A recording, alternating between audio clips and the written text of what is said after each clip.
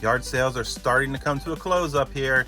Let's take a look at some of the games we found this weekend from probably the last yard sales of the year.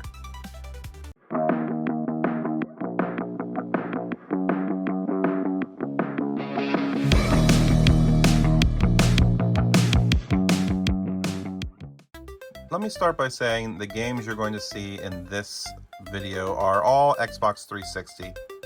And in order to keep a game for the Xbox 360, because I don't personally have a 360 console at this time, perhaps one day, it needs to be a first-party title or an exclusive to the console. The only other exception would be if it's a game I'm looking for on the, let's say, the PS3 or even PS4, depending on how late it was in the series. I might consider picking it up on the 360 if I haven't already found it on the PS3 or PS4. So with that being said, let's talk about Velvet Assassin. Now with Velvet Assassin, I've not played this, but I heard that the setup is you're a British spy and your missions aren't real-time ops, meaning they're like fever dreams and you're comatose in a hospital bed. And I heard that the game gets really psychological horror kind of feels for it. So I'm pretty excited for something like this. It's well, I said it's a stealth game, right? And if you're caught, you're dead kind of a thing, but you're going back and having flashbacks about your missions, and they've introduced something because you're in the hospital called morphine mode, which is some kind of a boost to your abilities, I guess. So I don't know what that's like. It's all very interesting to me, and I've heard nothing but good reviews for this. Not like it's a 10 out of 10 kind of a game, but good reviews for this, so I had to pick this one up. Next we have Project Gotham Racing 3. This was a launch title for the 360, and I've never played a Project Gotham Racing game before.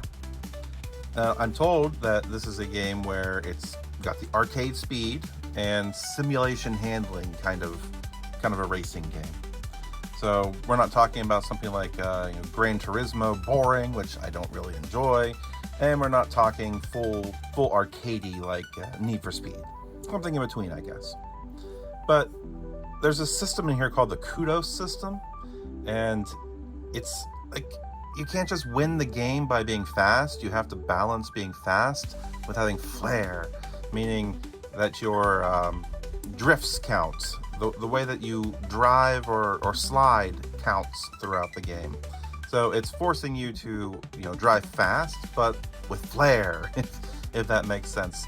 And I love games that don't take themselves too seriously when it comes to racing. And I'm very much looking forward to adding Project Gotham Racing 3 to the collection. Now, what did I just say? I like arcade-based racing games, and the Forza Motorsport series is more that simulation style racing. I don't hate those, it's just not the kind of a racing game I'm going to be reaching for. And so when it comes to the Forza Motorsport series, 2 in particular here, it's not so much that I'm looking to play this for hours on end and beat it. This is the kind of a game that I'm probably going to put in for a day or two, get a feel for it, just to understand how it plays and how it progressed the series forward as I play the other motorsport games as well. So happy to be adding Forza Motorsport 2 to the series, collection rather, but I don't intend to really play this one for very long. And we have Halo 4. This is the only game in this quick pickup here that I've actually played. I played this as part of the Master Chief Collection through Game Pass a couple of years ago, where I ended up playing Halo 1 through Guardians, I believe. I'm not intimately familiar with everything Halo. I only played through it once, and I never had an Xbox growing up. As well as Reach and the ODST missions as well. So I played all of those games, and I really enjoyed 4. I had a good time with 4, though I will say my favorite of that early collection was 2. I enjoyed the Arbiter-focused levels. I thought that was a lot of fun telling that story. But 4 was fun, and I'm looking to add this into the collection as well, even though I do have the Master Chief Collection physically. I loved Halo enough to want to have each of the ones individually in their own copy. So very happy to be adding Halo 4 to the collection finally.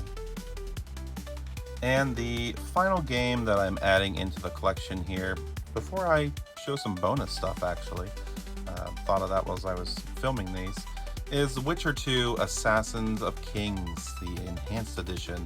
Now, Witcher 1 is a game that I picked up on PC, physical actually, on PC. I can remember it was very early after I had graduated college. I had my first job, maybe in the first year or two, I'll have to look up the years. And I went to Target and saw this on the shelf, and I thought, I've heard about this game, and I've seen some videos, and it looks really good. So I picked up the original Witcher on PC, loved it, played through it actually 2 or 3 different times. Have never played Witcher 2. Never picked it up on PC. I can't remember if they even made a physical copy for it, or if I was just, only playing World of Warcraft at that time, because I was big into that. But again, I never had an Xbox, so I never had Witcher 2, and I believe it was one of the only consoles that it came out on was the 360. So while this doesn't qualify as a first-party title, I believe it does qualify as a exclusive for the 360, even though it doesn't say up here an Xbox-only title. So adding Witcher 2 in the collection, and looking to fill in the gap here, because I played Witcher 1 and I played Witcher 3. I have never played Witcher 2. Now, I'm going to quickly go through some other games that I picked up at a yard sale as well that I don't intend to keep in the collection. This is more for a larger Xbox lot that I'm putting together for a trade, and these games, some of them are good and enticing, and I already have them for other systems. So first one is Ultimate Alliance 2. This is an amazing game. I've never played it for the 360, but I do have this on the PS3 and absolutely love the Ultimate Alliance titles. So good. Play them if you have not. Also, we have BioShock Infinite here. I have the BioShock collection on PS4, so there's no reason for me to be keeping this, but when yard sales are selling these things for 50 cents and $1, you just pick some of them up. Next up, we have Final Fantasy 13. I also have this one on PS3, and I have played it and beaten it. This is not one of the best Final Fantasies in the series, but I also don't think it's the worst by far in the series. There's 2 other ones that they made with Final Fantasy 13. Lightning Returns and Final Fantasy 13-2, I believe it's called. Both of those I've not played. I've only played 13. Next up, we have Legendary. Now, this game looks familiar to me. I think I played this on Steam. Some of these mythological looking creatures and the fact that we have the Statue of Liberty destroyed down here, these remind me of something I played in the past. It's just not standing out to me, so I don't have any clue if it's a good game or not, but we're adding this one into the 360. The next one pains me to have this. I have an empty PS3 case for War in the North that I'm trying to get a loose disc without having to pay the full price for, which I just can't find one. I cannot find just a loose disc price of this game. And then I happen to find a completed version here, even though the case is absolute garbage, a completed version here of War in the North for the 360. This is the kind of game I might break down and play, but I'll have to check out to see if it has any kind of backwards compatibility with a Xbox One S that I have. Now, we also have Ghost Recon 2. I have absolutely zero interest in playing this. I do not enjoy any Tom Clancy games, so we'll just be getting rid of this one real quick. Same thing goes for Dead Space. I don't give a crap about Dead Space, the whole series. I just don't enjoy it. I do recognize it as a very scary series, especially the first one, which I did play. And the remake of it anyways. I played that on Game Pass, and I had a good time with it, but not really my cup of tea. So Dead Space 2 immediately going into a trade. And then we have Burnout Paradise. I've played this on 2 different systems in the past. I originally played this on Steam, on a very old computer without a graphics card, and it was an integrated card. And I also played this on the PS3, where I have the greatest hits copy of this game. So each one of these games here will be going into a trade pile for later.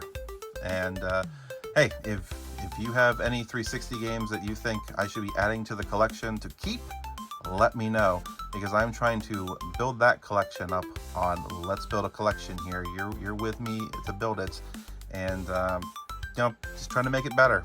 So thanks everyone for watching. Glad I could talk about some of these things with you. There are going to be a couple of other parts for the yard sale. I'm breaking this up into 3 parts. I just like to do smaller videos anymore. And hey, we'll show them off. We've got some PlayStation, some Wii, 3DS, PS4, and a surprise book coming up soon. Thanks everyone.